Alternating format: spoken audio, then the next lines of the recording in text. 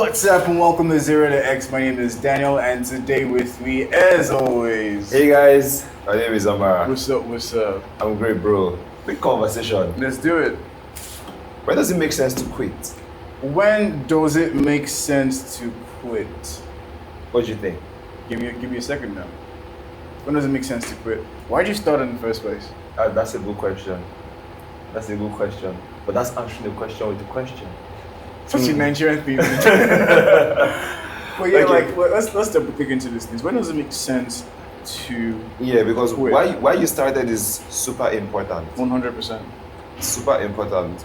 But there's things I think that these are lived realities that some people have. Yeah. That you seem like you had a solid reason for starting. Mm-hmm. Or even if it was not the perception, so it wasn't like you seemed, it was clear that you had a solid reason for starting. Mm-hmm. But then you get to a point that you begin to contemplate quitting. Mm-hmm. So that's the question. So even though your reason might have been solid, what could influence a decision to quit, and when does it make sense? In my head right now, and this might be a limited answer in a lot of ways, but I think it's a useful answer. The only reason you should quit is when something stops being purposeful. When it no longer fulfills the why for why you started. I think a question that is as important as when should you quit or why should you quit is when should you not quit or why should you not quit. Yeah, I love this so much because sometimes we don't know the yeah. answer to something. Flipping it can help. You should not quit when it gets hard, because hard is a lie most of the time. Hard is just information you don't know. It is skill you don't have. It's experience you haven't put in. It is a deficiency of some sort. Yeah. At the moment you solve for that problem, hard is no longer hard. I just remembered something Alex said. Alex Homozy, guys, and he said it was an example he gave. He said, think about your typical sport. So let's say basketball, which is the example we normally give here. Yeah. Right. Let's say to get to the level that you operated at while you were in secondary school. Yeah. Like, let's say you were good. Everybody considered this guy to be fairly decent in secondary school. You were probably like playing maybe on Wednesdays and on Fridays, just because those are probably the you times could get by. Yeah. And honestly, you could get by it. Yeah, exactly. And then you get into the national team, or you get into the college team, collegiate level, and then you find out these guys are doing what, one drill a day, like one set of practice sessions in a full day, or even crazier, maybe two. So that's like 10 a week. And then like you're just counting work days, and you're like, this is what it takes. Like this becomes for you your new normal. Your new normal. 100%. But what's crazy is in the previous version of your life, doing that basketball at that level where you felt you were decent enough, you couldn't comprehend that you could ever fathom doing 10 a week to operate at a certain level. So that's the thing with hard, because sometimes your brain can't fathom what it takes. You just need to be exposed to what the new normal is, what is possible. And then you're like, thank you for the recalibration. Thank you for the recalibration. Because one reason you should never quit is it becomes too hard. It's a deficiency in skill, in information, in knowledge, in mindset. So good. And the moment you solve for it, it ceases to become a deficiency. I truly believe that the only reason why you should ever quit a thing should be when the thing no longer becomes purposeful, when you no longer get a return on investment on your actions, when it's like diminishing returns. Do you get what I'm trying to say? Or you can understand that a thing has run its course. Did you get what I'm trying to say? So for instance, certain mentorship runs will finish their cycle. Do you understand what I'm trying to say? Like, honestly, if you put in the work, you will outgrow a certain level of mentor after a while. Like, do you know that, okay, that relationship comes to an end and are you able to transition that peacefully? So these are all the reasons I can think of why you should ever quit a thing. Number one, it's no longer purposeful. It no longer fulfills the purpose. you don't get an ROI on the effort that you put in, and then something has just simply run its course. Yeah, I think a solid way to think about it as well would be when you are presented with information that suggests to you that the thing that you expected out of this is no longer possible. If there isn't a change in the expected value and expected outcome of that thing, there's no reason why you should quit. I think this is a beautiful formula. So far, the outcomes don't change.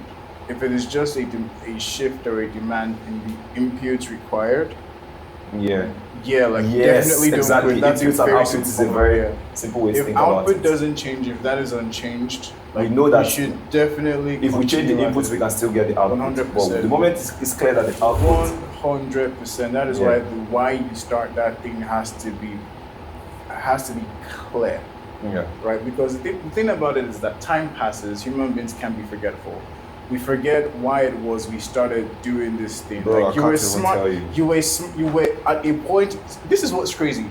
At this point in time, as we would say in physics, at an instant t in time, bro. That is like PTSD for plenty high school guys.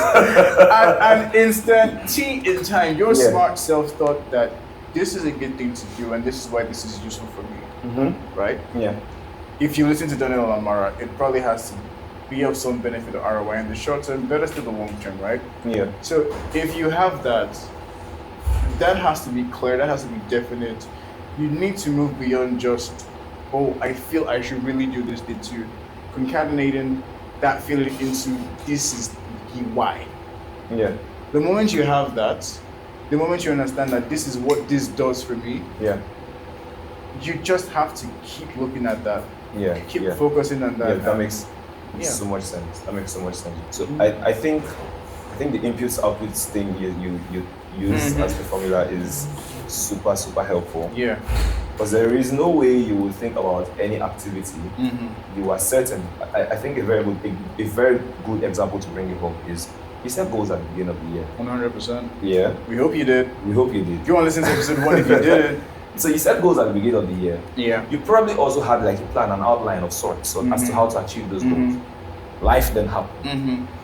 Somehow along the way, you had to leave certain parts of those goals and the entire plan or something, whatever it is that played out. Now you are 4 or 5 months into the year, and you find yourself, let's say, reviewing that goal document or something, and you're like, I'm way off course. Yeah. That's perfectly fine. That's fine. But is that reason to quit? Never. Because in that situation, it's clear that the goal is the outcome. Yeah. We know what the outcome. 100%. We understand that the inputs may need to change to still get the outcome. But we know that this outcome is still perfectly attainable, given what we have and given the information available, right? So it only makes sense that you recalibrate those inputs. That's just all you need to do, right? I don't think this is, I will be honest with you, I don't think this is going to be a very long conversation. It doesn't need to be. Like, doesn't need to be. Just don't quit. Yeah. Unless you are presented with information that suggests that your output will no longer materialize. 100%. And my guess is that won't be the case for you most of the time. Yes. For most people that are quitting, you are giving up. That's what you're doing. It kind of sounds like it's just like synonyms, right? Yeah. I see that. But it's like, no, you're just giving up. This thing that you want to do can still be done. If it is within the realm of ability or possibility that it can be done, there is no reason you should stop. There's a different perspective to look at this from, though. Let's hear it. And I think about it's very closely tied to the shiny object syndrome and how you would easily find that because of a level of struggle that you have faced with a certain goal and expectation for yourself, something else comes along and you just want to dive into that thing as some sort of relief. And just because it makes it, there's a beautiful way it's usually put. So if something seems easy upon your first introduction to that idea or endeavor. Yeah, you probably don't have sufficient information enough to say that it's truly easy. Yeah, because a lot of the time, this is a subtle point that flies over a lot of people's head. I definitely see what you're saying. Yeah, because a lot of the time you would eventually get into the thing and then realize that the amount of work that it takes to get that thing done is more than what was initially portrayed. 100%. So in those kinds of situations, you're like, did it really make sense to appeal to the shiny object syndrome? Because for you, it felt like relief. So that there needs to be a certain level of character development to hold yourself back from the instant gratification that comes from trying new things because they seem easier or quote unquote better routes to get to the destination that you thought was possible. So 100% it's having purpose, having the why. Yeah. Once you have that crystallized, like, I don't know how to put this without almost nearly cussing, man. Like, just there is no reason in the world to quit. When you quit, you shut off every chance for proactivity, every chance for creativity, every chance to move forward, to solve problems, things that matter. You just shut that out. You guys, disconnect the future version of you that would have come to existence. Please say that thing again. You disconnect from the future version of you that would have come to existence. 100%. You never gave that version of you a chance. You never gave that version of you a chance. Guys, yeah. We spent 15-20 minutes telling you 9 out of 10 times when you feel like quitting, don't. It's your mind telling you lies. It's your body telling you lies. It's you not correctly processing information. If the outcome still remains attainable, keep on going at it. If it's something that has changed with the input, keep on going at it. So guys, we hope this helps answer the question in your minds. 100%. It doesn't ever make sense to quit, except you are provided with this 3 reasons generally. Just get quitting out of your, it's not even possible. 100%. Don't quit. I don't know how to say this again. There is a just don't quit. But you know one thing you shouldn't quit, continue to continue to share. Yeah, you should. Don't quit that. It's giving. Oh my god. What's his name? Mr. Who's the Boss. Yeah. He always finds some way to link whatever he's saying to like and subscribe. But guys, we thank you for the likes, thank you for the shares, thank you for the comments. And as always, we'll be seeing you in the next one. Don't take Daniel seriously, guys. Cheers.